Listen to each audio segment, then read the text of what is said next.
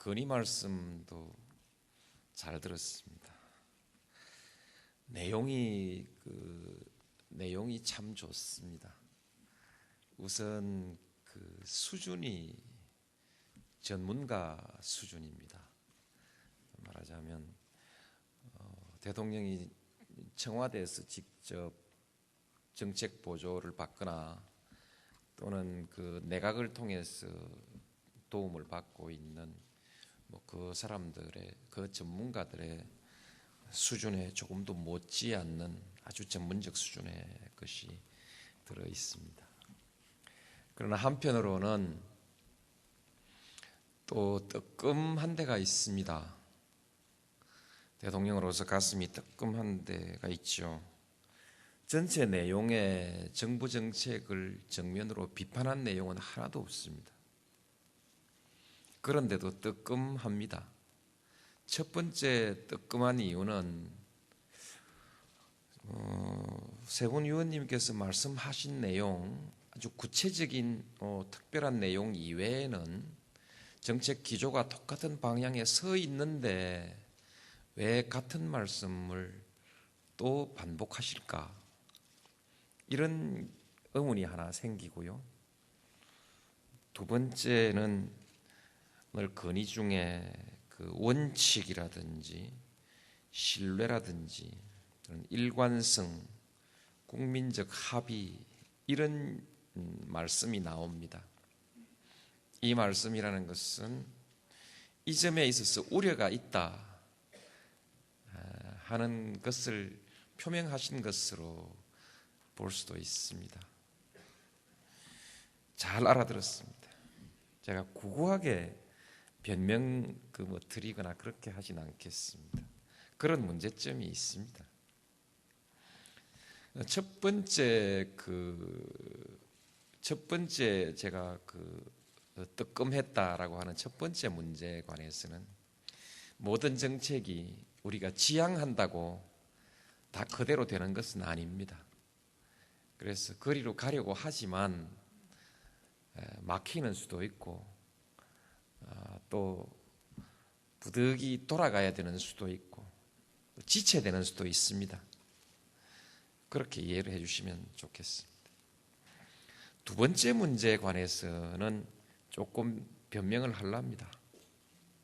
변명하기 전에 한 가지 말씀을 드리고 싶은 것은 저도 요즘 제 아내하고 한 이틀에 한 번씩 싸웁니다. 말다툼을 합니다. 저더러 아내가 자꾸 신문 보래요. 저도 신문을 직접 보기도 하고 또 신문을 요약 분석한 보고를 따로 받기도 하는데 신문 보고 나가서 참모들하고 대화를 하면은 이게 자꾸 엇나갑니다. 결국 나중에 맞추어 보면은 제가 부정확한 정보를 가지고 있다는 사실을 발견하게 됩니다. 아무리 대통령이 긴장하더라도 정보가 입력이 되는데 이것은 맨날 몇시 어느 자리에서 누구에게 들은 얘기고 이건 맨날 몇시 어느 보고서에서 본 얘기고 이건 어느 신문에서 본 얘기고 이게 구분이 되질 않습니다. 정보라는 것은 접수되면서 일정하게 그럴듯하다 싶어서 반응이 딱 일어나면은 그냥 자기의 기억으로 입력되어 버리는 것이죠. 입력되어 버리고 그런 인식을 갖게 되는 것입니다. 그 인식을 가지고 있다가 그 일을 책임지고 있는 참모하고 만나서 얘기를 해보면 이게 말이 앞뒤가 이빨이 안 맞습니다. 우리 안보실 참모들도 마찬가지입니다. 여러 차례 그런 것을 반복하고 한 다음에는 요즘은 좀 늦더라도 좋으니까 기다립니다. 안보실에 보고를 먼저 받고 그 다음에 신문이나 이런 것은 구문으로 다시 참고 3아 정리하는 이런 시스템을 가지고 있습니다. 이렇게 됐을 때 제 판단이 이제 오류가 생길 수가 있기 때문에, 그러면 이제 주는 것만 받아 먹고 시민들의 폭넓은 다양한 정보는 차단되는 거 아니냐, 그런 우려가 있습니다. 그래서 신문, 방송, 인터넷 이 모든 정보를 정부가 전부 다 실시간 전부 정리를 합니다.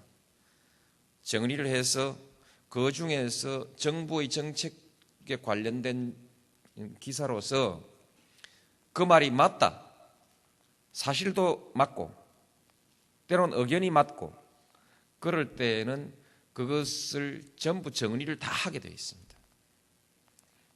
한 다음에 잘못된 것은 전부 고칩니다. 이것은 언제까지 시행령을 고치겠다, 이것은 언제까지 법을 고쳐야 되니까 입법 조치를 취하겠다, 이것은 예산 조치하겠다, 이것은 그냥 우리가 처분으로서 알아서 하겠다, 전부 보고서를 다 쓰게 되어 있습니다. 이 보고서를 쓰면 그것을 우리 정책실에서, 국무조정실에서 1차 체크하고 정부 정책실에서도 체크하고 국정홍보실에서는 그 기사의 건수를 전부 체크해서 주간 보고를 저한테 하게 되어 있습니다. 요즘은 제가 너무 바빠서 비서실장이 한 번 더 챙겨보고 월간 보고로 하게 해달라고 좀 줄였습니다. 시스템이 안착되었기 때문이죠. 틀린 보도는 어떡하냐, 대강 어름한 것은 그냥 넘어가고 좀 심하고 명백한 것은 반드시 정정 보도를 청구합니다. 정정 요청하고 듣지 않으면 정정 보도 신청을 냅니다. 신청해서 안 되면 소송까지 가서 청구까지 합니다. 물론 정정 보도도 있고 반론도 있고 합니다. 그 다음에 항의도 있고요. 항의 정도로 하고 끝내는 거 있고, 그 다음에 절반 맞고 절반이 한쪽이 어쩐지 엉성해서 오해가 생길 소지가 있는 것은 해명을 달아줍니다.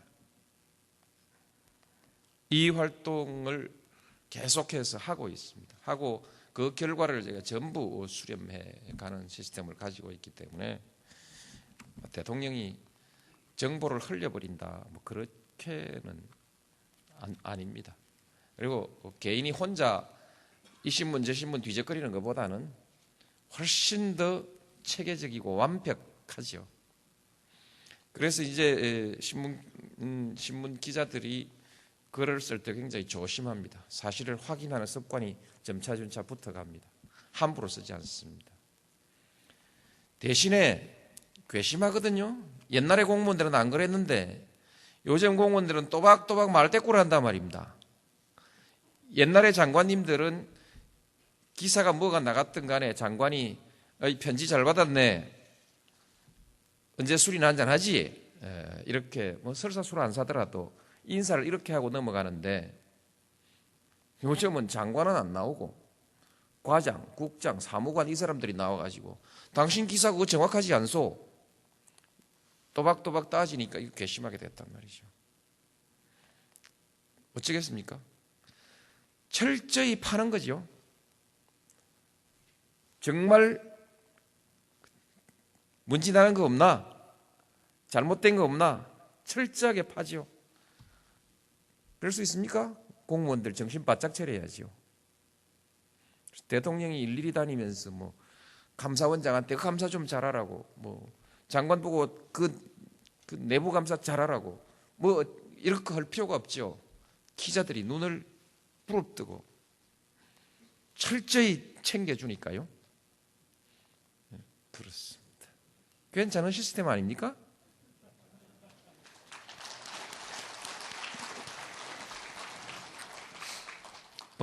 수없이 그런 게 있는데 오늘 제가 드리는 말씀은 그것입니다. 제가 제일 하고 싶었던 것이 원칙입니다. 그런데 지금 국민들한테는 원칙 없는 정부로 인식되고 있습니다. 슬픕니다. 그러나 어쩔 수 있습니까? 슬프다 말하고 또 노여워하면 그것도 문제가 되고 뭐 그렇죠. 제가 좀 그렇습니다. 대통령이 되기 훨씬 전부터 어디 가서 항상 강연할 때 절대로 빠뜨리지 않는 말 한마디가 있습니다. 신뢰입니다. 민주주의 못해도 신뢰가 있으면 사회가 유지되고, 민주주의 해도 신뢰가 무너지면 사회가 유지될 수가 없다. 그러므로 신뢰를 나는 우리 사회적 가치의 최상의 위치에 있는 가치로 본다.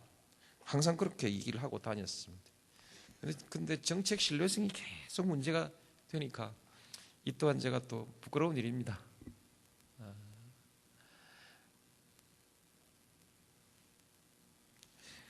일관성, 이건 같은 것이죠. 일관성과 신뢰라는 것은 사실은 비슷하게 맞붙어 있는 것이죠. 생명이죠. 국민적 합의 뭐 이런 등등 다 이런 것인데,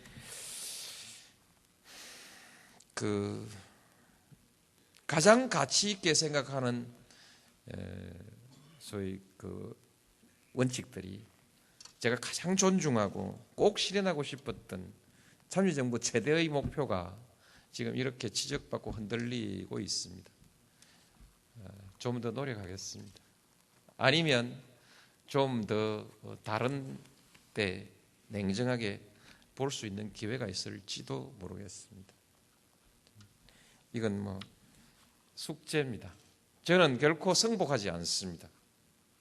승복하지 않지만 그렇다고 아니라고 증명할 방법도 없습니다.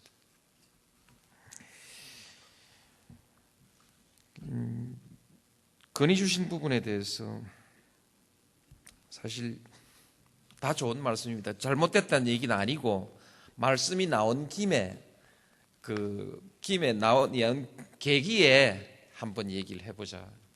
원칙이라는 것 말이죠. 상호주의, 거기에 대칭되는 원칙은 뭘까요? 일방주의 아니겠습니까? 문법상 그렇습니다. 그런데 참여정부의 상호주의에 대응하는 참여정부의 정책은 실용주의입니다. 왜냐하면 상호주의라는 것은 형식적이고 경직된 원칙이 될 수 있습니다. 남북관계를 해가는데 조건이 다르고 서로 처지가 너무 다른데, 생각도 다르고 다른데, 이게 상호주의해서 어떤 분이 말씀하는 것처럼 네가 한 대 때리면 나도 한 대 때리고, 이게 상호주의 아니겠어? 간단하게 그렇게 뭐 얘기할 수 있지만 남북관계가 그렇게 간단한 것은 아닙니다. 결국 우리가 추구하고자 하는 목표, 평화, 신뢰, 뭐 이런 목적에 맞느냐 맞지 않느냐를 놓고 그때그때 우리가 판단해야지, 그냥 상호주의라는 이런 원칙에 묶어두면 안 된다 이렇게 생각합니다. 결코 일방주의적 퍼주기를 하는 것이 아니라 장기적인 목표를 놓고 신뢰를 확보하고, 결국은 남북 간의 대화로서 보다 큰 목표를 달성할 때까지 어떻게 하는 것이 더 유익하냐.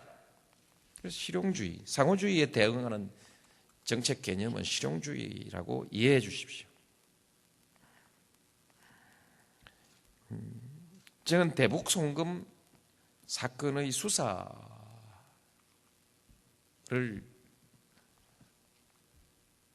수사의 법률에 대해서 거부권을 행사하지 않았습니다.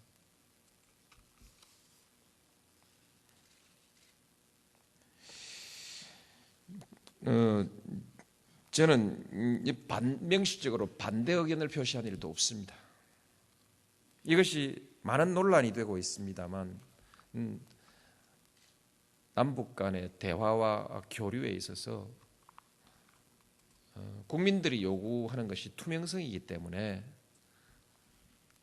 저는 그 국민들의 요구를 받아들이는 것, 우리 사회의 보편적인 추세가 투명성에 대한 강력한 요구, 비록 통치 행위라 할지라도 투명성에 대한 강력한 요구가 있고 합법성에 대한 강력한 요구가 있어서 제가 이 점은 참여정부부터는 받아들이는 것이 좋겠다 해서 수용했습니다. 사실은 저는 이 남북관계 형성에 있어서 초법적인 통치행위가 성립할 소지가 전혀 없는 것은 아니라고 생각합니다. 있을 수 있는 일이라고 생각하는데, 그러나 단 하나, 그것은 국민들이 수용해 줄 때만 최고 통치권자의 초법적 통치행위를 우리가 인정할 수 있는 것이지, 국민들이 보편적으로 수용하지 않는 마당이면 어려운 거 아니냐. 그 당시는 뭐 그렇게 어쩔 수 없었습니다. 잘했는지 못했는지 모르겠습니다만 그 당시 저희 선택이었습니다. 이것도 하나의 원칙이라고 말할 수 있는 것 아니겠습니까? 또 지금 이제 그동안에 몇 번 작은 일들은 있었습니다. 원칙을 가지고 북한에서 대화를 중단했을 때 한국도 중단해버리고, 일방적 통보가 왔을 때 내가 거절하라고 명령하고 했습니다. 한 번은 거절을 했는데, 우리 통일부라는 데가 또 그렇습니다. 통일부라는 데가 어찌든지 일이 되게 하려는 부기 때문에 명시적으로 지시를 해도 이건 좀 다릅니다 하고 해석을 조금 달리 해가지고 어지간하면은 대화를 끊거나 하는 일은 하지 않습니다. 저는 그 점을 크게 문책하지 않았습니다. 문책할 일이 아니라고 생각해서 문책하지 않았습니다. 지금도 여러 가지 대북 지원이 중단되어 있습니다. 이것은 뭐 원칙이기도 하고, 원칙이라기보다는 전략적 선택이라고 생각합니다. 지금 대북 지원을 끊고 있는 것은 인도주의 원칙, 또 무슨 상호주의 원칙, 이런 원칙이라기보다는 그냥 그것이 전략적으로 유리하겠다, 그 판단이 기본이라고 생각합니다. 고외 동시행동 원칙이나 정부 민간 분리 원칙 다 동의합니다. 동의하고 그렇게 노력하겠습니다.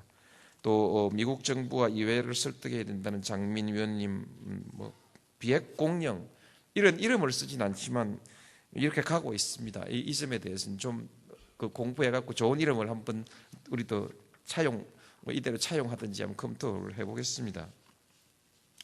그 다음 냉전구조 해체와 평화체제 구축이라는 큰 틀의 합의를 북핵 문제 해결과 함께 가야 된다는 것이죠. 9.19 공동선언에 보면은 바로 이 문제가 같이 다 들어 있습니다. 평화체제 협상에 관한 조항도 들어 있고, 그 이후 그렇습니다. 들어 있고, 또 동북아 다자 안보 체제까지 언급되어 있습니다. 그래서 9.19 공동선언을, 그것이 지금 그냥 저렇게 표류하고 있으니까 아무 가치 없는 것처럼 보일지 모르지만 거기에는 새로운 개념이 들어 있습니다. 동북아 다자 안보 체제라는 개념이 들어 있습니다. 한국이 이 북핵 문제 해결에 가장 주도적인 역할을 했을 때 9.19 성명이 나왔습니다. 그 뒤에 미국이 한 발 물러서고, 또 물러섰다기보다는 그 BDA 문제가 딱 걸렸는데 참 그때도 해석하기 어렵습니다. 중국에서 9.19 성명을 서명하고 있는데 그 2, 3일 전에 미국 재무부에서는 이미 그 방코 델타 아시아에 대한 계좌 동결 조치를 해버린 것입니다. 아무리 봐도 지금 보기에는 국무부가 미처 몰랐던 거 아닌가.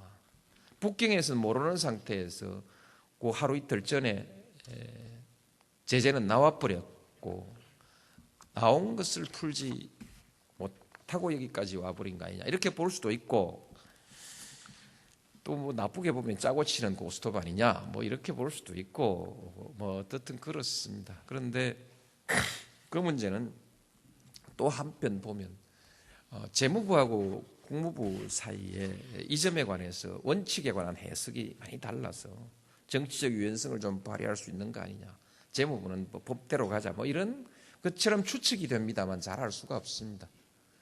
여러 가지들이 있죠. 그래서 이제 좀 9.19 선언이 그냥 탄생하자마자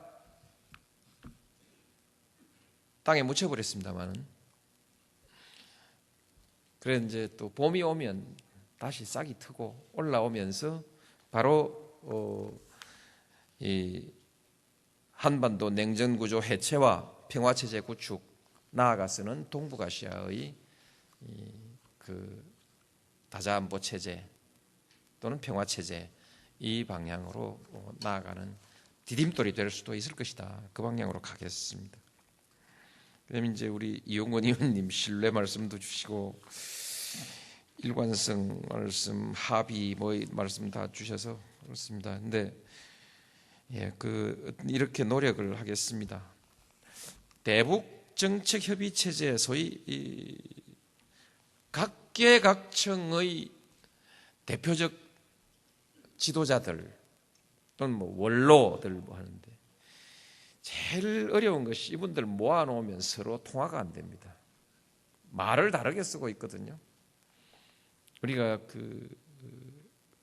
좌우 대립을 너무 심하게 겪었고 전쟁까지 치르고 독재라는 세월을 거치는 동안, 그러니까 식민지 좌우 대결, 군사 독재 이거 하는 동안에 서로가 서로를 인정하지 못하게 되어버린 것입니다. 그래서 언어가 서로 통하지 않습니다. 개념이 달랐어요. 참 좋은 얘기인데 이걸 지금 못하고 있는 것이죠. 제가 이거 한번 해보자고 맨 처음에 고건 총리를 기용했었죠. 그래서 고건 총리가 다리가 돼서 그쪽하고 내하고 좀 가까워질 거라는 희망으로 그랬는데, 오히려 저하고 저희 정부에 참여한 사람들이 다 왕따가 되는 그런 체제에 있는 것이죠. 중간에 선 사람이 양쪽을 끌어당기질 못하고 스스로 고립되는 그런 결과가 되기도 하고요. 하여튼 뭐 실패한 인사입니다. 결과적으로 실패해버린 인사죠. 링컨 대통령의 포용 인사가 제가 김건태 씨나 정동영 씨를 내각에 기용한 그 정도하고 비슷한 수준입니다. 링컨 대통령은 책에 오래오래 남고 남들이 연설할 때마다 그분 포용 인사했다고 다 인용해 쌌는데, 저는 비슷하게 하고도 뭐 인사 욕만 바가지로 얻어먹고 사니까 힘듭니다.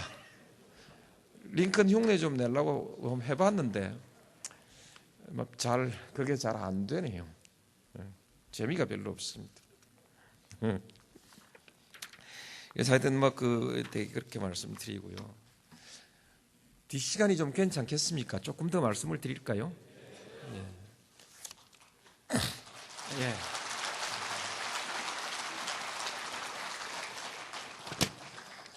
우리가 이제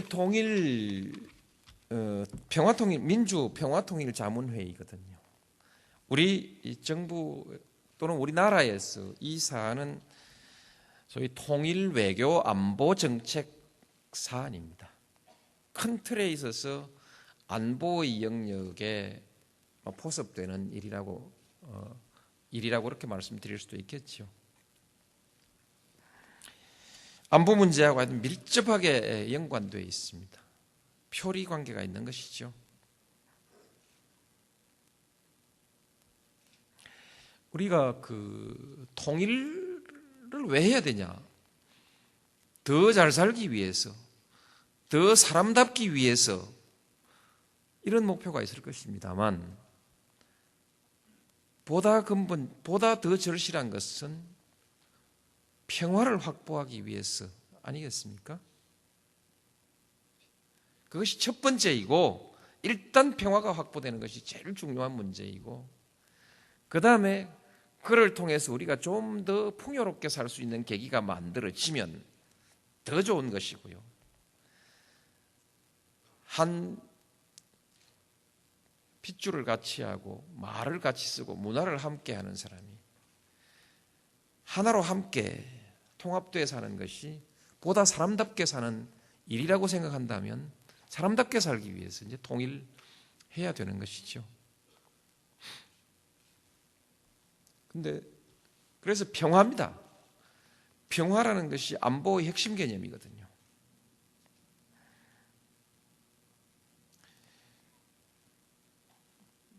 왜 안보가 뭐냐?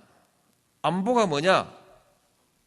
전쟁에서 이기는 것도 안보의 목적이고 평화도 안보의 목적 아닙니까? 그러나 고유의 의미에서 우리가 안보라고 얘기할 때는 평화를 지향하는 국가적 활동이지요.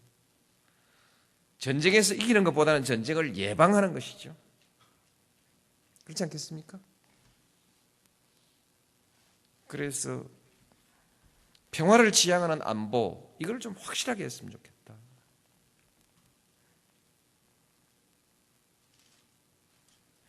전쟁에서 이기는 안보, 그것보다는 그렇게 평화를 지향하는 안보라는 개념을 확실하면 하면 좋겠고요. 어떻게 할 거냐? 대화를 지향하는 안보를 해야 된다. 안보를 위해서 끊임없이 대결적 분위기를 조성하는 경우가 있습니다. 안보를 튼튼하게 하기 위해서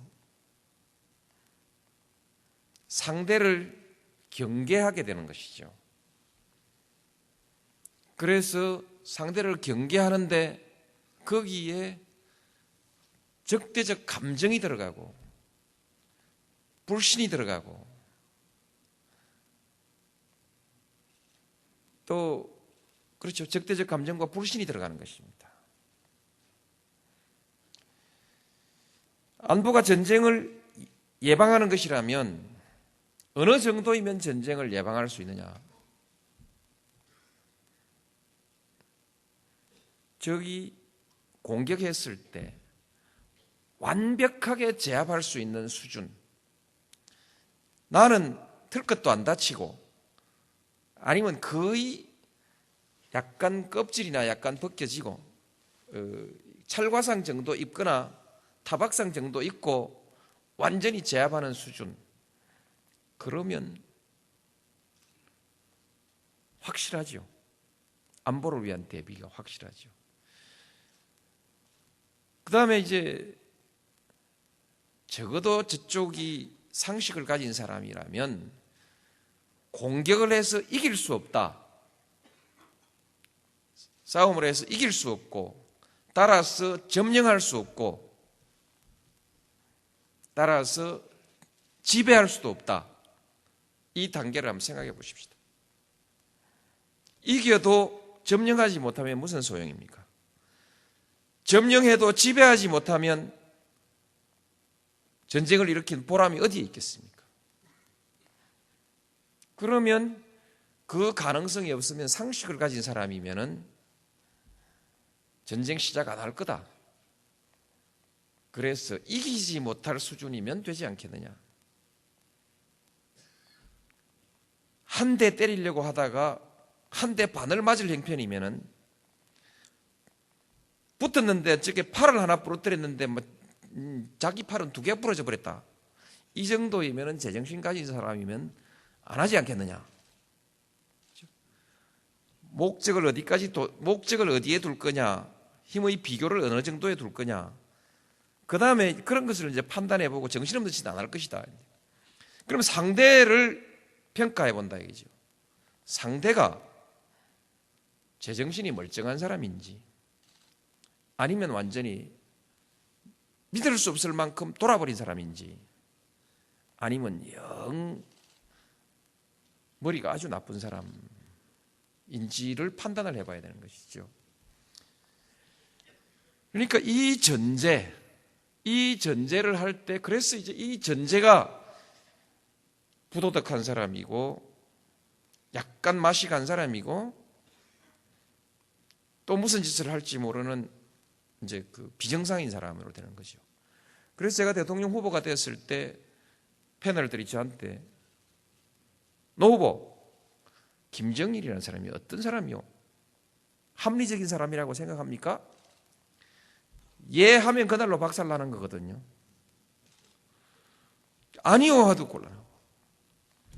이 대답하기 어려운 질문을 하는 것이 한국 유일의 한국 유일의 정치풍토, 정치문화 아닌가. 그 사람도 판단력은 있겠죠. 이런 얘기입니다. 어떤 기준의 판단력? 민주주의 사회의 민주주의 사회 기준의 사고력과 분석력을 갖고 있는 판단력이냐? 공산주의 또는 주체사상이라고 하는 그 체제에 거기에 맞는 수준의 그것을 기준으로 보았을 때 그 수준에서는 적어도 판단력이 있지 않겠느냐. 쉽게 말해서 사람이 저죽을 짓 하겠냐? 이런 것이죠.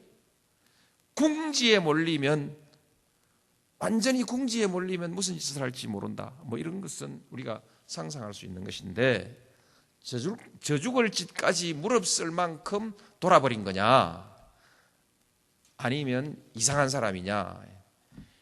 이것까지 우리는 지금 합의를 못 이루고 있는 거예요. 전쟁을 예방한다고 할 때, 났을 때는 완전히 이기면 되는, 안 다쳐야 되는데, 어쨌든 전쟁이 이기더라도 많은 상처를 입지 않습니까? 많은 손실을 입으니까. 그래서 안 나게 해야 되는데, 안 나게 하는 그 억지력의 판단 기준이 정상적인 사람을 기준으로 할 거냐, 돌아버린 사람을 기준으로 할 거냐. 이 문제를 가지고 우리 한국이 얼마만큼 심각하게 싸우고 있는지 아십니까? 지금 신문에 나오고 있는 여러 가지의 어찌 보면 만화 비슷한 얘기들이 사실은 여기에 근거를 두고 있습니다. 말하자면 제정신 가진 사람이면은 지금 한국을 향해서 북에서 한국에게 도발적 행위를 한다는 것은 그것은 바로 자살 행위나 마찬가지라는 판단을 할 수밖에 없기 때문에 안보 문제에 대해서는 이제 적절하게 관리해 나가면 되는 것이다라는 것이 저의 생각인데, 그렇지 않게 생각하는 사람들이 가끔 저희들의 사상 검증을 하는 거죠. 장관 지명해가지고 국회 청문회 내에 보내놓으면은 6.25가 남침이요 북침이요 이렇게 묻거든요. 제가 한국 전쟁이 6.25 전쟁이 남침인지 북침인지 모르는 사람을 장관으로 임명할 만한 사고력을 가진 대통령이라는 전제가 붙지 않습니까? 참 억울하거든요. 저는 제정신입니다.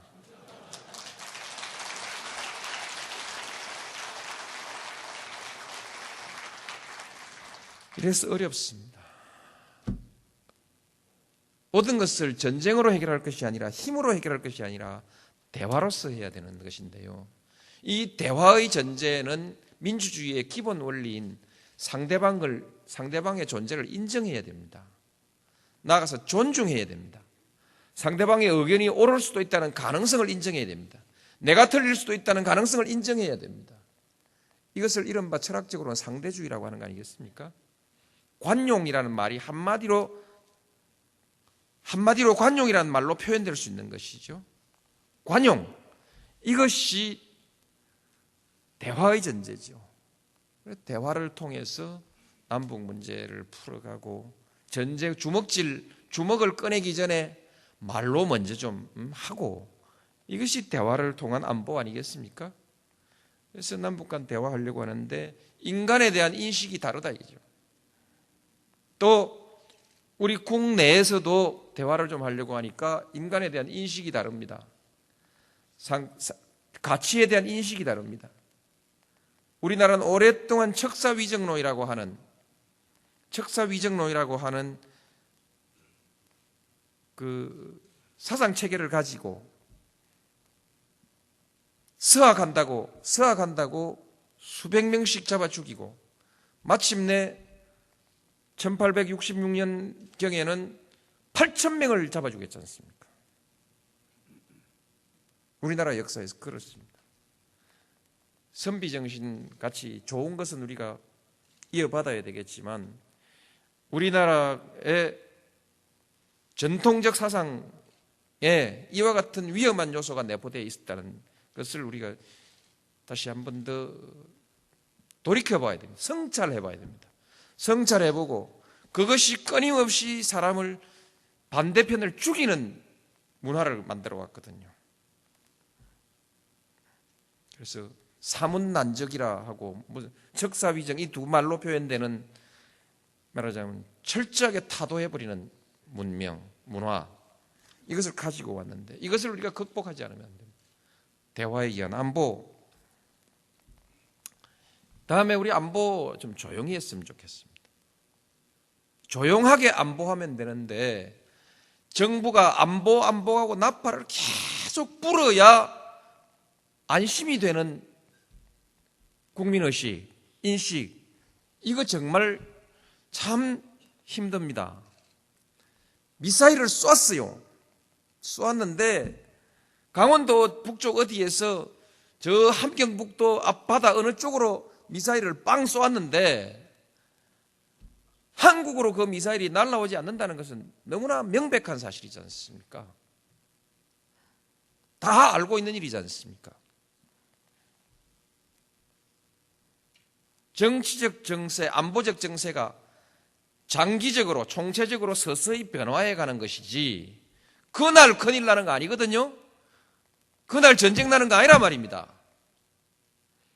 그런데 정부가 나서가지고 국민 여러분 미사일을 쏘았습니다. 라면 사십시오. 방독면 챙기십시오. 이거 해야 합니까? 새벽에 비상을 걸어야 됩니까? 아침에 보고를 받았습니다. 보고를 받고 긴급히 안보상임회의를 소집하자래. 하지 마라. 말이지, 하지 맙시다. 하지 맙시다.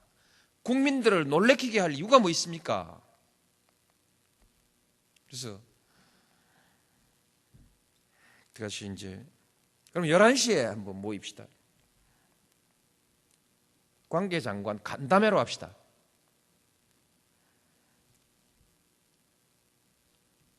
뭐 간담회 했습니다. 간담회로 하나, 상임위원회로 하나, 새벽 5시에 모이나, 저녁 11시에 모이나, 그 일 처리에는 아무 소장이 없습니다.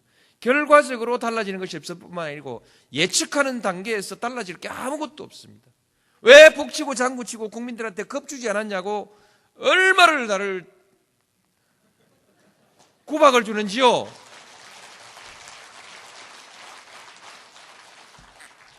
조용히 합시다. 우리나라 안보 그렇게 북치고 장구치고 요란 떨지 않아도 충분히 한국의 안전을 지켜낼 만한 국력이 있고 군사력이 있습니다. 저도 와서 국방비 올렸지 않습니까? 저를 지지했던 많은 사람들은 군비 축소해서 복지에 써야 된다고 얘기했지만 저는 군비 축소 안 했습니다. 올렸습니다. 그것은 한국의 군사력이라는 것은 역사적으로 대북 군사력만이 완전한 것이 아니다. 한국의 군사력이 약해서 중국과 일본의 군사력을 당해내지 못할 형편, 한국의 한반도에 힘의 공백 상태가 생겼을 때 한반도가 임진왜란, 청일전쟁, 러일전쟁 그렇게 다 전장터로 변했지 않습니까? 그렇지 않도록 외국 군대가 우리나라에 와서 전쟁놀이 못하게 할 정도의 국방력을 가지고 있어야 되지 않겠습니까?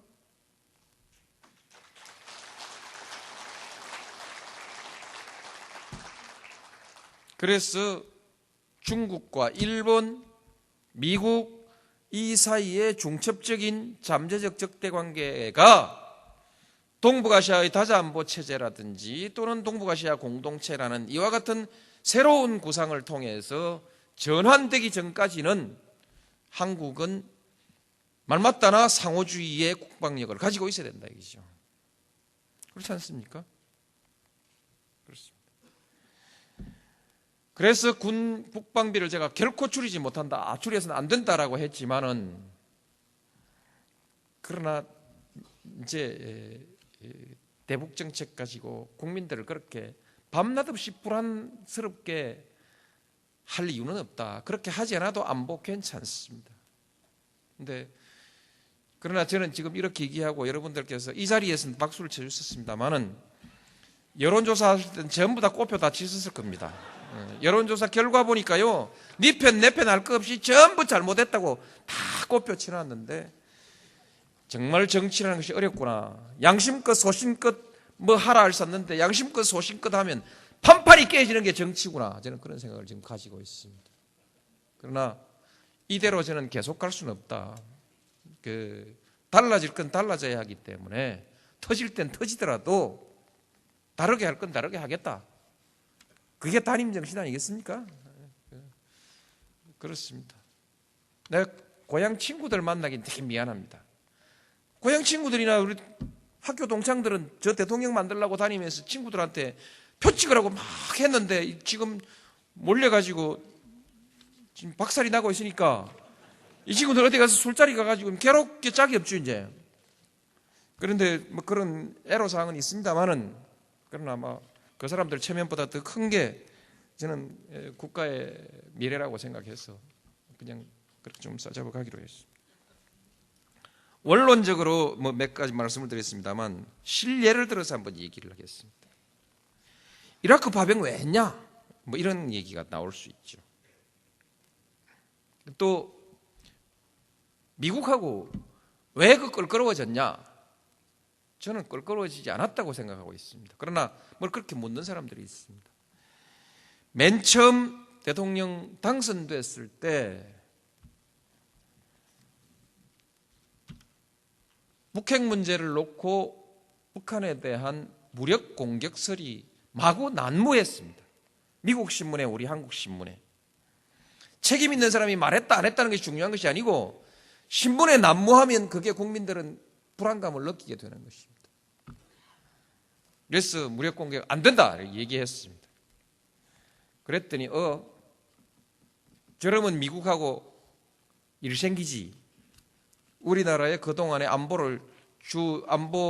안보와 안보 논리를 주도해 왔던 사람들이 큰일 났다. 노무현이가 미국하고 관계를 탈내겠다. 그렇습니다. 그러나 그 이전에 어떻든 전쟁은 안 된다. 이렇게 얘기를 했습니다.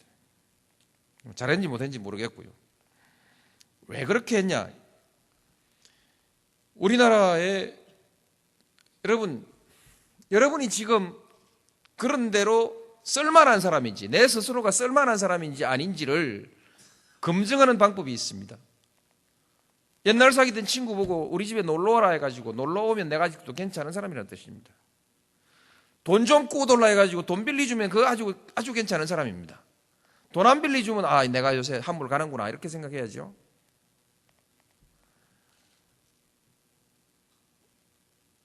한국이 괜찮은 나라라면 여행하는 사람이 많이 오게 돼 있고, 괜찮은 나라라면 돈 빌려주는 사람이 있게 돼 있고, 투자하는 사람이 있게 돼 있지 않습니까? 근데 제가 대통령 당선됐을 때 투자가 끊어질 거다. 돈 빌리러 갔더니 가산금리를 좀 더 내라 한다. 이 말은 한국에 돈 빌려주기 싫다 이 얘기하고 같은 얘기거든요. 국가가 돈 빌릴 수 없는 국가가 되면은 그때부터 위기로 갑니다. 돈 빌려달라 해가지고 안 빌려주면은 그때부터 철저히 단속하고 재빨리 신용을 회복하지 못하면 바로 97년 외환위기 같은 사태로 굴러떨어질 가능성이 있습니다. 대통령은 바뀌었고 미국을 한 번도 안 가본 대통령이고, 그런데 전쟁은 난다 하고 뭐 이런저런 상황이었습니다. 제가 안팎 고사등이가 됐죠. 북핵 문제를 가지고 전쟁은 없다 해야 되고, 두 번째로는 있거나 없거나 간에 미국하고 관계가 돈독해야 되는 것이죠. 제일 처음 묻는 것이 그겁니다. 전쟁하냐? 그 돈 빌려주고 투자하는 사람들이 모여서 전쟁하냐? 그 다음에 북한이 붕괴하냐? 절대 그런 일 없다고 딱 얘기를 해놓고 나니까 미국하고 잘 지낼 거냐? 이렇게 물었습니다. 그럴 수 있습니까? 미국하고 잘 지낸다는 건 뭐 별로 말로 잘 지낸다, 괜찮다 하고 또 큰일 났다 하는 두 사람들이 있죠. 미국에서 큰일 났다 하는 사람은 노무현 길들이기 프로그램에 들어있기도 하지 않겠습니까? 천지도 없이 겁 없는 대통령이 된 모양인데 맛 좀 보여야지 이래가지고, 그래서 한미관계가 나빠진다 계속 신호 보내가지고 노무현 기 좀 꺾어라 이거 아니겠습니까? 그런 것이 그때의 상황이었습니다. 네. 그때 제가 해야 되는 것이 전쟁 없다 이고, 하나는 미국하고 괜찮다는 것이죠. 가장 확실한 증명이 이라크 파병 아니겠습니까?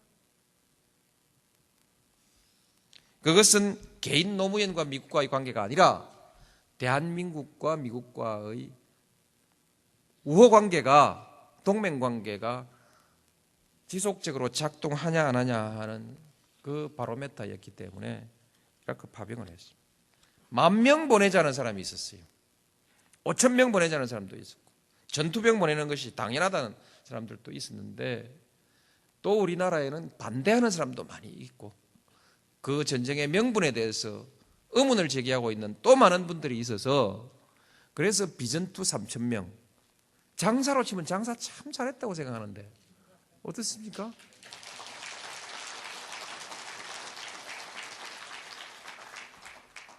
한미동맹이라고 하는 그 목표를, 한미동맹의 안전성, 그것에 대한 국제적 신뢰라고 하는 그 목표, 그런 것을 가장 적은 비용으로 달성하는 것이 가장 효과적인 장사 아니겠습니까?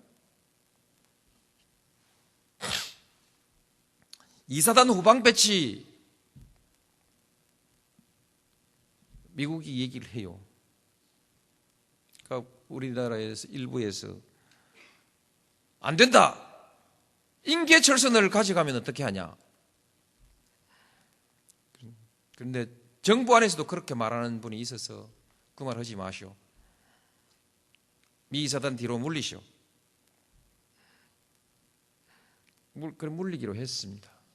그래서 이제 시비가 많이 붙었어요. 한쪽에서는 안보가 불안하다는 것이고, 미사단 물리고 나면은 이제 북한이 밀고 내려오면 어떻게 할 거냐 이거죠. 미국이 자동 개입이 안 되니까 와서 안 도와줄지 모른다 이런 것이고, 한쪽에서는 미국이 북한을 공격하면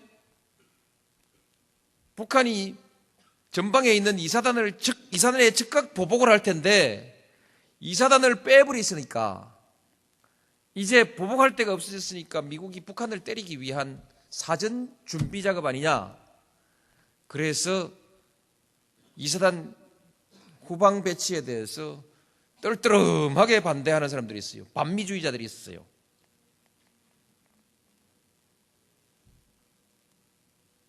근데 옮겨야죠. 여기에 원칙이 들어가는 것입니다. 한국군이 방위력이 얼마만큼 크냐, 정직하게 하자. 언제 역전된 걸로 생각하십니까, 여러분? 대개 70년대 후반, 80년대 초반 때 실질적으로 역전된 것으로 보지 않습니까? 이제는 뭐 국방력이고 뭐 경제력 때문에, 그게 뭐 85년이라고 한번 잡아봅시다. 85년에 역전됐으면 지금 20년이 지났습니다. 우리가 북한의 국방비에 몇 배인지 숫자를 지금 외지를 못하겠는데 여러 배를 쓰고 있습니다. 두 자릿수 아닙니까?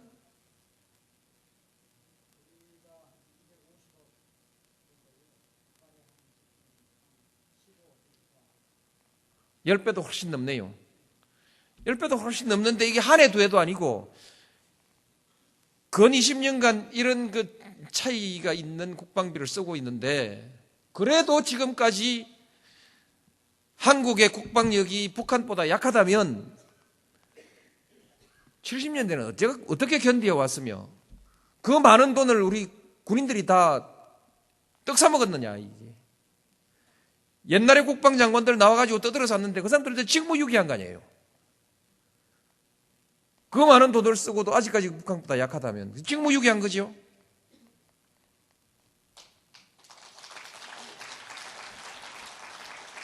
정직하게 보는 관점에서 국방력을 비교하면 이제 이사단은 뒤로 나와도 괜찮습니다. 그 뭐 공짜 비슷한 건데 기왕에 있는 건데 그냥 쓰지, 인계철선으로 놔두지 뭘 그 시끄럽게 옮기냐. 그렇죠. 저도 그렇습니다. 시끄럽게 안 하고 그냥 넘어가면 좋은데 제가 왜 그걸 옮겼냐, 옮기는데 동의했냐. 심리적 의존관계, 의존 상태를 벗어나야 됩니다. 국민들이 내 나라는 내가 지킨다라고 하는 의지와 자신감을 가지고 있어야 국방이 되는 것이지, 미국한테 매달려가지고 바지가랑이 매달려가지고 미국 엉덩이 뒤에서 숨어가지고 형님 백만 믿겠다, 이게 자주국가의 국민들의 안보의식일 수가 있겠습니까? 이렇게 해서 되겠습니까? 인계철선이란 말 자체가 염치가 없지 않습니까? 남의 나라 군대를 가지고 왜 우리의 안보를 위해서 그 인계철선으로 써야 됩니까? 피를 흘려도 우리가 흘려야죠. 그런 각오로 하고 우리가 할 수 있다는 자신감을 가져야 무슨 경제적인 일이나 또 그 밖에 무슨 일이 있을 때 미국이 호주머니 손 넣고 그러면 우리 군대 뺍니다, 이렇게 나올 때 이 나라의 대통령이 미국하고 당당하게 그러지 마십시오 하든지, 예 빼십시오 하든지 말이 될 거 아니겠습니까? 난 나가요 하면 다 까무러치는 판인데 대통령 혼자서 어떻게 미국하고 대등한 외교를 할 수 있겠습니까?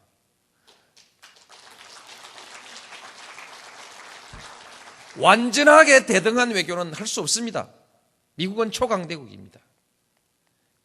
그런 헛소리 나면 안 되고 미국의 힘에 상응하는, 미국의 세계적 영향력에 상응하는 대우를 해줘야 됩니다. 동네 힘센 사람이, 돈 많은 사람이 동네 길 이렇게 고칩시다, 뚝 이렇게 고칩시다, 뭐 산에 나무 심읍시다 하면은 어지간한 사람 따라가는 것이죠. 미국이 주도하는 질서, 그것을 거역할 수는 없습니다. 그러나 최소한 자주국가, 독립국가로서의 체면은 유지해야 될 거 아니겠습니까? 때때로 한 번씩 배짱이라도 내볼 수 있어야 될 거 아닙니까? 근데 이사단 빠지면 다 죽게 생긴 나라에서, 다 죽는다고 국민들이 와들와들 사시나무 떠들듯이 뜨는 나라에서 무슨 대통령이, 무슨 외교부 장관이 미국의 공무원들하고 만나서 대등하게 대화를 할 수 있겠습니까? 심리적인 이 의존관계를 해소해야 된다. 그래서 뺐습니다. 좀 있으니까 이제 숫자도 좀 더 줄이자, 감축하자. 혹시요, 비공개로 논의하자. 공개로 합시다. 그러면 연기합시다. 그래서 1년 연기해서 감축 논의했습니다. 근데 나중에 결국 감축 얘기가 미국 쪽에서 먼저 나왔잖아요. 당신들 자기들이 연기하자 해놓고 왜 그 뒤로 그러냐고. 그랬더니 또 보니까 또 뭐 우리 쪽에서 연기하자 했다고 그 옥신각신 하는데 다 수사를 못 해봤습니다. 하여튼 뭐 그냥 감군 좀 해도 괜찮습니다. 그렇게 용산기지 왜 이전하냐? 그 땅, 그 비싼 땅입니다. 쉽게 얘기해서 엄청 비싼 땅인데 지금 5조 5천억 원 뭐 정도 될 거라고는 얘기를 하는데 좀 거기서 뭐 플러스 마이너스가 있을지 모르지만 그 땅 그 돈 주고 산다고 한번 생각해 보십시오. 5조 5천억 원에 살 수 있겠습니까? 여러분, 그게 미군 부대가 아니고 다른 그 쓸데없는 잡종지로 거기 누가 있는데 개인이 절대 그 수용도 안 된다, 안 판다 하고 버티면 감정해가지고 돈 주고 살 거 아닙니까? 그 감정해가지고 돈 주고 사면 5조 5천억 원 나온단 말이죠. 그런데 왜 하필이면 그 좋은 금사라기 땅에 미군이 딱 버티고 앉아가지고 지하철도 그걸로 못 내고 도로도 못 내고 거기 지금 우리 국민들이 함께 즐길 수 있는 그야말로 문화시설이나 상업시설 좀 근사한 자리인데 왜 못하냐 이거죠. 투자를 해야죠. 돈 없어서 안 했습니다. 김영삼 노태우 대통령이 합의해놨는데 김영삼 대통령도 돈이 없다고 안 해버리고 IMF 나서 뭐 국민의 정부는 IMF 시절이니까 그거 못하고 우리는 이제 환갑이 넘어갔으니까 그것도 1년에 내는 것도 아니고 10년씩 걸쳐서 점진적으로 해가지고 땅 사는 건데 사야지요. 이거면 누가 시비하는 사람 없는 것 같습니다만 이것 때문에 평택에서 어떻게 시끄러운지 국민들이 노무현 정부는 왜 이렇게 시끄럽노 그래서 뭐 할 일은 해야 안 되겠습니까? 그렇게 된 것입니다. 그러나 이것은 우리 국민들 가슴 속에 자주국가의 상징에 상당한 손상을 주고 있는 그건 사실입니다. 아무리 우방이라 할지라도 수도 한복판에 그것도 청나라 군대가 주둔했던 그 자리에 하필이면 그리고 있어야 되겠냐. 옛날에 우리나라의 독립협회가 모화관이 있던 자리를 헐어버리고 독립문을 세운 것은 그것이 현실적이든 아니든 간에 역사적으로 상징성이 있지 않습니까? 그와 마찬가지로 우리도 그와 같은 역사적 행위를 해야 되는 거 아니겠습니까? 인간은 그야말로 역사적인 동물 아닙니까? 용산기지, 작통권, 명분은 그렇습니다. 명분은 자주국가 당연한 이치이죠. 이 마찬가지입니다. 우리가 작전 통제 하나 할 만한 실력이 없냐? 대한민국 군대들 지금까지 뭐 했노 이게? 나도 군대 갔다 왔고 예비군 훈련까지 다 받았는데 심심하면 사람한테 세금 내라 하고 불러다가 뺑뺑이 돌리고 훈련시키고 했는데 그 위에 사람들은 뭐 해서 작전 통제권 자기들 나라 자기 군대 작전 통제도 한 게 제대로 할 수 없는 군대를 만들어 놔놓고 나 국방장관이요 나 참모총장이요 그렇게 별들 달고 그드럭거리고 말았다는 얘기입니까? 그래서 작동권 회수하면 안 된다고 줄줄이 모여가가지고 성명 내고 자기들의 직무유기 아닙니까?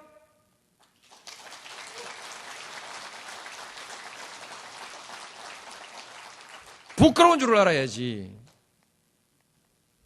이렇게 수치스러운 일들을 하고 작동권 돌려받으면 우리 한국군들 잘해요. 경제도 잘하고 문화도 잘하고 영화도 잘하고 한국 사람들이 외국 나가보니까 못하는 게 없는데 전화기도 잘 만들고 차도 잘 만들고 배도 잘 만들고 못하는 게 없는데 왜 작전 통제권만 왜 못한다는 얘기입니까?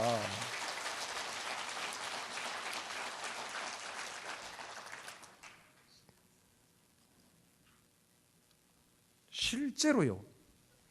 남북 간에도 외교가 있고 한국과 중국 사이에도 외교가 있는데 북한의 유사시라는 건 있을 수도 없지만 전쟁도 유사시도 있을 수가 없지만 그러나 전쟁과 유사시를 항상 우리는 전제하고 준비하고 있는데 중국도 그렇게 준비하지 않겠습니까?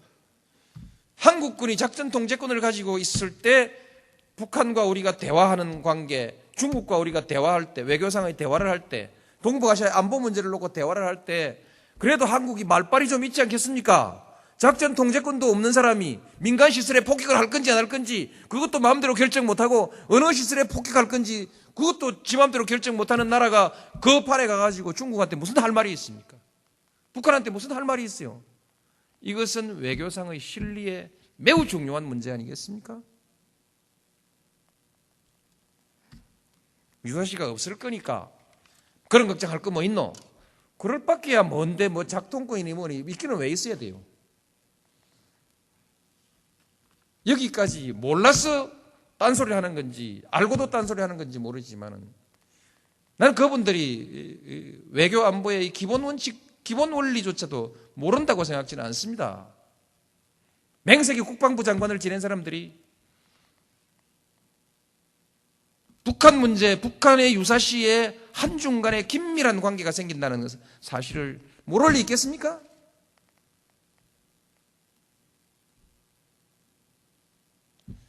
근데 또 알았다면 왜 작동권 환수를 지금까지도 할 엄두도 안 내고 가만히 있었을까? 근데 불가사의한 일입니다. 모든 것이 노무현이 하는 것만 반대하면 다 정의라는 거 아니겠습니까? 흔들어라 이거지. 흔들어라 쟤. 저 난데없이 굴러 들어온 놈. 예, 그렇게 됐습니다. 그래 대해서 동북아시아의 문제에 대해서는 우리가 적대적 행위 이런 것에 신중히 하겠다. 전략적 유연성은 이 합의가 이렇게 되어 있습니다. 그때 가서 미리 다 정해놓을 것이 아니라 언제든지 한국 국민이 동의하지 않는 것은 안 된다 이렇게 되어 있습니다. 그럼 동의하는 것은 된다 이런 것입니다. 그게 제일 좋은 거 아니겠습니까? 지금 정해놔봤자 그때 상황이 어떻게 될지 모르는 것인데 그때 우리 한국 국민들이 합의하고 동의하면 오케이 하면은 뭐 무슨 일이든 하는 것이고 안 된다 하면 못 하는 거 그게 가장 좋은 거 아니겠습니까? 지금 어떻게 정해놓습니까? 이 문제 가지고 부시 대통령 만나서 토론도 하고 많이 했습니다. 뭐 그래가 다 정리됐습니다.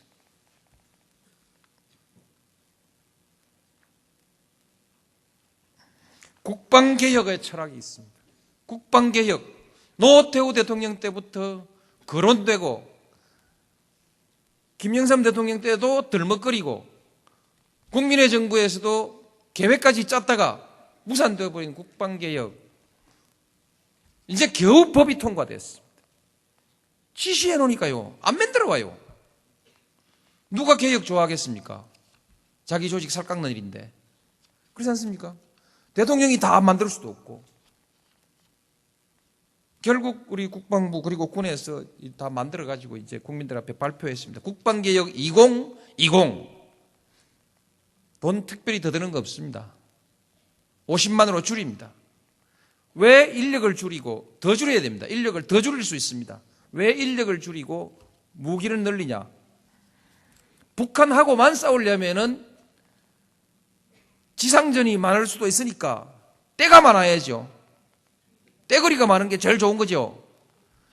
그러나 우리 안보를 전방위 안보로 생각한다면은 때거리만 갖고 안 된다. 사람 밥 먹고 옷 입히고 뭐 막사 짓고 이거 다 사람에 들어가는 거 다 아끼고 아주 성능 좋은 무기를 개발해야 된다. 그런 거 아니겠습니까?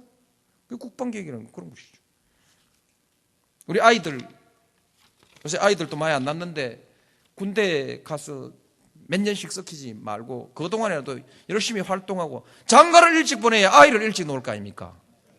그래서 우리 모든 사회 제도를 장가 일찍 가고 시집 일찍 가는, 결혼 일찍 하는 제도로 전부 바꿔줘야 됩니다. 결혼 빨리 하기 제도, 직장에 빨리 갈 수 있게 하는 제도, 이런 제도로 다 바꿔주지 않으면 경제적으로도 많이 지체가 되거든요. 지금 그 계획 세우고 있습니다.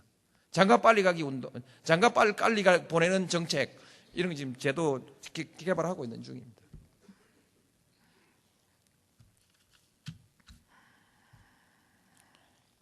얼마 전에 군 장성들 임명을 하고 차를 한 잔 같이 하는 자리에서 여보시오, 노무현 대통령 되고 난 뒤에 대한민국 군대가 나빠진 게 뭐 있으면 한번 얘기를 해보시오. 있어도 말하겠습니까 설마? 말하겠지만은 여러분이 대신 한번 얘기를 해주세요. 대한민국 군대한테 노무현 대통령이 더 나쁘게 한 게 뭐 있습니까? 그러나 그럼에도 불구하고 군 인사를 지금 몇 번씩이나, 장성 인사를 몇 번씩이나 했는데 신문에 한 줄도 쓸 게 없어. 요새 신문 기자들 힘들어요. 이제 쓸 거 없었어. 그렇지 않습니까? 비행기를 1조 4천억 원짜리 공중조기경보 통제기인가 그거를 사는데 상대방 계약 당사자를 채택을 했습니다. 1조 4천억짜리 그 방산 계약을 지금 했는데도 뭐 부패니 뭐 무슨 뒷거래니 뭐니 자범들이 한마디도 없지 않습니까? 어때요?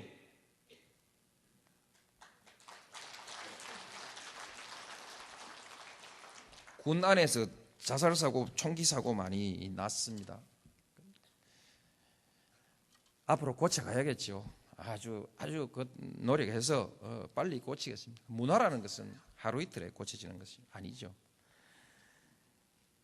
그래서 지금 군 인사, 군수 조달, 군의 이 예산 집행의 투명성 이런 것들은 대폭 달라졌습니다. 병영생활 문화도 아주 빠르게 개혁되고 있습니다. 지금 민자 유치해가지고 막사 전부 다 지어서 고치고 해서 군인들하고 전역 군인들 취업 좀 이게 평등권 문제에 걸리기 때문에 애로가 있지만은 전역 군인들 취업하는 걸 대책을 세워줘야 군 구조를 개혁을 할 거 아니겠습니까? 지금 전부 최선을 다해 노력하고 있습니다. 어쨌든 국방부 문민화 이 부분은 민간인 국방장관을 임명하는 문제는 좀 뒤로 미루었습니다. 한꺼번에 다 그렇게 해놓으면 어지러워서 안 될 것 같아서 옛날에 우리 F-15기 새로 사가지고 성능 좋다고 팍 올라갔다 확 내려왔다 했다가 중력 차이가 너무 빠르게 나니까 그만 정신을 잃어버려가지고 바다 밑으로 비행기가 들어가 버렸지 않습니까? 우리 사회개혁도 제가 하는 게 좀 빠른가 봐요. 그렇게 전부 어지럽다 그래요. 그래서 국방부 문민화까지 한꺼번에 해치우면은 또 이게 바다 밑에 들어간다 하면 곤란할 것 같아서 그래서 문민화는 다음에 합시다. 다음에 그건 딱 장관 임명하는 것만 하면 되는 거니까. 근데 중차대한 개혁을 해야 되는 이런 시기에 군인들한테 대해서 대통령이 신뢰를 주고 자발적으로 스스로 한번 해보시오. 이렇게 가는 것이 좋을 것 같아서 문민화는 뒤로 미루고 군 개혁 확실하게 합니다. 그렇게 해서 잘 될 겁니다.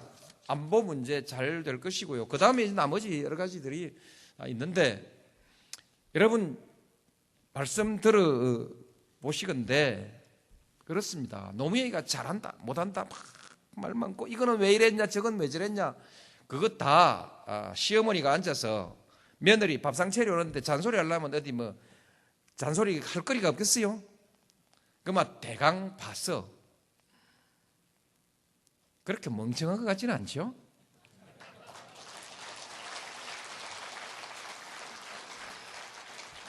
대강 짚어야 될 건 되게 짚고 있는갑다 이런 생각은 들죠. 제 말씀 들어보니까. 그러면 되죠 뭐.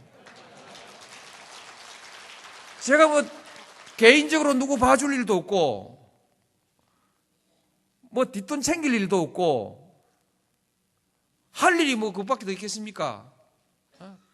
국가 잘 되게 원칙대로 그것 말고는 제가 다른 일 할 일도 없고 할 방법도 없고 영 멍청하지 않으면 기왕에 뽑아놨는데 막 국방 통일 외교 안보 통일 이거 그만 저한테 좀 그냥 이렇게 몇 개 줘라 이렇게 여러분 한번 말을 좀 한번 해주십시오.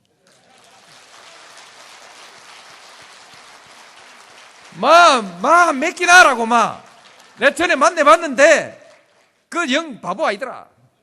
그 되게 들어봤는데 다 앞뒤 챙길 건 재고 챙길 건 다 챙기는 것 같더라. 좀 몇 개 나라 이렇게 부탁합니다.